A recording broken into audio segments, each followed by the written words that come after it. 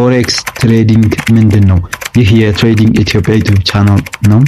በዚህ ክፍል ጀምሮ ሙሉ በዚህ ፕሌሊስት እና በዚህ ቻናል የፎሬክስ ትሬዲንግ ሙሉ ኮርስ የምንለቅ ነው የሚሆነው። ስለዚህ ከዛሬ ጀምሮ ሙሉን በመከታተል ዕውቀታችሁን ማዳበር፣ ስለ ፎሬክስ ትሬዲንግ ያላችሁን ነገር ማሻሻልና ፎሬክስ ትሬዲንግ እንዴት እንደምትሰሩ እንዴት እንደምትጀምሩና በደንብ ያሉትን ዕውቀቶች እንዴት ትርፋማ መሆን እንደምትችሉ ያሉትን ሙሉ ነገሮች በዚህ ፕሌሊስት ወይንም በዚህ ቻናል ላይ ማግኘት ትችላላችሁ። ስለዚህ ወደ ዛሬው ትምህርት እንለፍ። ፎሬክስ ትሬዲንግ ማለት ኤፍኤክስ ያው በአጭሩ ሲጻፍ ነው ወይም በአብሪቬሽን ኤፍኤክስ ማለት ፎሬን ኤክስቼንጅ ማለት ነው። ፎሬን ኤክስቼንጅ ማለት ደግሞ የውጭ ሀገር ምንዛሬ ልውውጥ ማለት ነው። ስለዚህ ፎሬክስ ትሬዲንግ ማለት ደግሞ የውጭ ሀገር ምንዛሬ ልውውጥ ንግድ ማለት ነው። ስለዚህ ያው ፎሬክስን በዚህ መልኩ ካየነው ትሬድ ደግሞ ማለት ሁላችንም እንደምናውቀው ትሬድ ማለት ንግድ ማለት ነው። ንግድ ማለት ደግሞ የሆነ ዕቃ ገዝተን በሆነ ያህል ፐርሰንት ወይም የሆነ ያክል ገንዘብ አትርፈን ለመሸጥ መሞከር ወይም ማትረፍ ያንን ለመስራት እንትን ማለት ነው እንግዲህ ትሬድ ወይም ንግድ በአጠቃላይ እንደምናውቀው። ስለዚህ ፎሬክስ ትሬዲንግን ባጭሩ በዚህ መልኩ እንገልጸዋለን። ፎሬክስ ትሬዲንግ ማለት የውጭ ሀገር ምንዛሬ ልውውጥ ነው። ትርጉሙ አንዱ ምንዛሬ ከሌላው ጋር እያጣመሩ መነገር ነው። ነገር ግን እንደዚህ አሁን እንዳልኩት ቀላል አይደለም። የውጭ ሀገር ምንዛሬ ማለት ያው እንደምናውቀው ዳላር አለ፣ ለምሳሌ የአሜሪካን ዶላር አለ፣ የእንግሊዝ ደግሞ ፓውንድ አለ። እነዚህ ሁለቱ አጣምሮ ያንዱ ዋጋ ከፍ ሲልና ዝቅ ሲል እንትን ብሎ መሸጥ ነው። ነገር ግን እንደዚህ ማለት ከዚህ አረፍተ ነገር የሚወጣ ነገር አይደለም። ፎሬክስ ትሬዲንግ ግን በጣም ሰፊ ነው። በዚህ ውስጥ ያሉትን ነገሮች ነው አሁን የምንማረው። ስለዚህም ከዛሬም ጀምሮ እንዳልኳችሁ በዚህ መልኩ እንቀጥላለን። አሁን እንዳልነው ቀላል ቢሆን ወይንም ይህ ንግድ በአካል ያው እንደምታውቁ ፎሬክስ ትሬዲንግ እኛ የምንይዘው ወይም ስንገዛ እጃችን ላይ የሚሆን ነገር የለም። ሁሉን ነገር በኮምፒውተራችን ወይም በስልካችን ነው የምናከናውነው። ስለዚህ ማለት በአካል እንደምንገዛው ቢሆን ኖሮ በእጃችን ዶላሩ ወይም የኢትዮጵያ ብር ይኖራል። ስለዚህ ያን ብር በፈለግነው ሰዓት ሲጨምር አይተን መሸጥ እንችላለን። የፈለግነውን ያህል ጊዜ እጃችን ላይ ማቆየት እንችላለን። ግን ይሄኛው እንደዛ አይደለም። አንደኛ እዛ ላይ በምናቆየው ሰዓት ፔይ ይኖራል፣ የምንከፍለው ፊ ይኖራል። እዛ ላይ ውስብስብ በጣም ብዙ ሰፊ የሆነ ትምህርት አለ። ስለዚህ ይህን ውስብስብ የሆነን ነገር ለመፍታት እዚህ ትሬዲንግ ኢትዮጵያ ቻናል ላይ ተገኝታችኋል። ስለዚህ በትክክለኛው ቦታ ላይ ናችሁ። እንኳን ደህና መጣችሁ እያልኩኝ የዚህን ትምህርት ዋና ክፍል ከዚህ በኋላ ባሉት ክፍሎች በደንብ የምንማር ነው የሚሆነው። በመጀመሪያ በፎሬክስ ትሬዲንግ የምንነግደው የሀገራት ምንዛሬን ነው ብለናል። ስለዚህ የሀገራት ምንዛሬን ላስተዋውቃችሁ። በዓለም ላይ ሁለት አይነት መገበያያ አሉ። አሁን እንደሚታወቀው ፊያት ከረንሲ እና ክሪፕቶ ከረንሲ ይባላሉ። ፊያት ከረንሲ ማለት የሀገራት ምንዛሬ በእጃችን ላይ የሚወጣ ታትሞ የሚወጣ ገንዘብ ኖሮ በሱ መገበያየት ነው። በእርግጥ ታትሞ የሚወጣው ገንዘብም እንዳለ ሆኖ ግን ያንን ሳንይዘው ነው አሁን በፎሬክስ ትሬዲንግ ላይ ደግሞ የምንነግደው። ይሄንን ፊያት ከረንሲ የሀገራት ምንዛሬ ታትሞ ማንኛውም በቃ ታትሞ የሚወጣ ገንዘብ ፊያት ከረንሲ ተብሎ ይጠራል።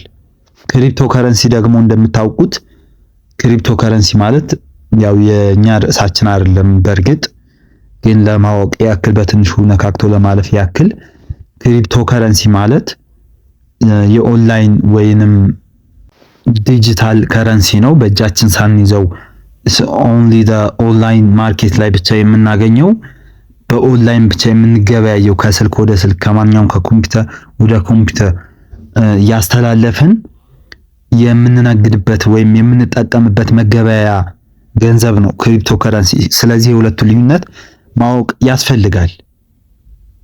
የተባበሩት መንግስታት ድርጅት በአሁኑ ጊዜ 180 ገንዘቦችን እውቅና ሰጥቷል።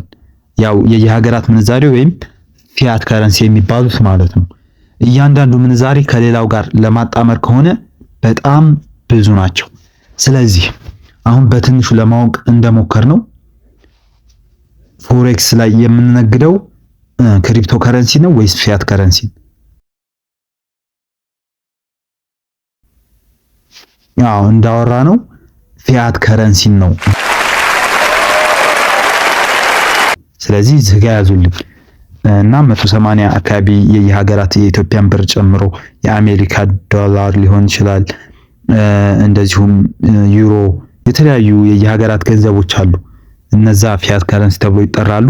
በፎሬክስ ትሬዲንግም የምንገበያየው የየሀገራትን ገንዘብ ነው። ፕሮሰስ አለው። ስለዚህ እሱን ፕሮሰስ ቀለል አድርገን ለማየት እንሞክራለን። እስከ መጨረሻው አብራችሁን በመቆየት ያላችሁን እውቀት እንድታሳድጉ እጋብዛለሁኝ። የመገበያያ ገንዘብ ምልክቶች ሁልጊዜ በሶስት ፊደሎች ይወከላሉ። የመጀመሪያዎቹ ሁለት ፊደላት የሀገሪቱን ስም የሚለዩበትና ሶስተኛው ፊደል ደግሞ የዛን ሀገር ገንዘብ ስም የሚወክል ነው። ብዙውን ጊዜ የመገበያያ ገንዘብ ስም የመጀመሪያ ፊደል እንደነዚህ ሶስት ፊደላት ISO የምንዛሬ ኮዶች በመባል ይታወቃሉ። እንደ ኤሮፓያን አቆጣጠር በ1973 ዓለም አቀፉ የደረጃዎች ድርጅት ISO ዛሬ የምንጠቀመውን የገንዘብ ምንዛሬ ሶስት ሆሄያት አቋቋመ። ለምሳሌ NZD፣ ይሄም NZ፣ ዲ ደግሞ ዳላርን ይወክላል። ስለዚህ NZD ካል የካንትሪሽን በመጀመሪያዎቹ ሁለት ፊደላት ላይ ይገኛል። በመጨረሻው ሶስተኛ ፊደል ላይ ደግሞ የገንዘቡ ስም። ስለዚህ በዚህ ምሳሌ ኢትዮጵያ ገንዘብ ምን ይባላል? ኢትዮጵያን የሚወክለው ኢቲ ሲሆን ብር ደግሞ ቢን ሲወክል ኢቲቢ ከሆነ የኢትዮጵያ ብር ነው ማለት ነው። ስለዚህ የገንዘቦች ስያሜ አሁን በምንነግደውም በስልካችን ስንመለከት በዚህ መልኩ ስለሆነ ይህንን ማወቅ ያስፈልጋል። አሁን ደግሞ ሁለት ነገሮችን ትርጉማቸውን እንድታውቁልኝ እፈልጋለሁ።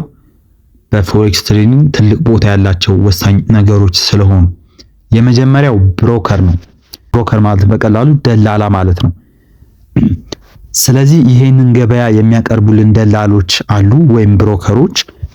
ስለዚህ የተለያዩ ብሮከሮች አሉ። እነሱ እንዴት ነው የምናገኛቸው? ዌብሳይት ላይ፣ በአፕሊኬሽን፣ በተለያየ መንገድ ኦንላይን ላይ እናገኛቸዋለን። ንግድ የምንነግደው እነዚህ ብሮከሮች ላይ አካውንት በመክፈት ነው። ፓስፖርት፣ የተለያዩ ናሽናል አይዲ ወይንም ላይሰንስን በመጠቀም የተለያዩ ኢንተርናሽናል መታወቂያዎችን በመጠቀም እንከፍታለን አካውንት እነዚህ ብሮከሮች ላይ። ስለዚህ ተአማኝ መሆን አለባቸው ብራችንን። ምክንያቱም ለነዚህ እንትኖች ልከን እስከሆነ ድረስ የምንነግደው ያው ሰፊ ያለ እንደምታውቁት እነሱንም በተለያየ መንገድ አሳውቃቸዋለሁ የትኞቹ ምርጥ ናቸው የሚባሉትን በደንብ ስለምናይ የሚያሳስባችሁ ጉዳይ አይደለም። ራፍሊ ግን ከላይ እንድናውቀው ያክል ብሮከሮች አሉ። እነዚህ ብሮከሮች ናቸው ብራችንን አስገብተን እነሱ የሚሰሩበት የራሱ የሆነ መንገድ አለ። ለማንኛውም እንድታውቁት ያክል አካውንት እነሱ ላይ ነው የምንከፍተው። ገበያውን እንዴት አክሰስ ማድረግ እንደምንችል ለመግለጽ ያክል ነው። እናም ብሮከሮች አሉ እንደነገርኳችሁ፣ እነሱ ላይ ነው አካውንት የምንከፍተው። ብራችን እነሱ ላይ ካስገባን በኋላ ፕላትፎርም የሚባል ነገር አለ። ሁለተኛው እንድታውቁት የምፈልገው ያልኳችሁ እሱን ነው። ፕላትፎርም ደግሞ ገበያውን ፊት ለፊት በግራፍ መልኩ የሚያሳየን ሲሆን ግራፉን ቀጥታ በስልካችን ወይም በምናየው ስክሪን ላይ አክሰስ ካደረግን በኋላ ትሬድ የምናደርገው ባይና ሴል የሚባሉ ነገሮች አሉ። መሸጥ፣ መግዛት። እዚህ ትሬድ ላይ ዋናው ትሬድ ማለት ሲጀመርም ባይና ሴልን አክሰስ የሚያደርግ የሆነ ነገር ነው።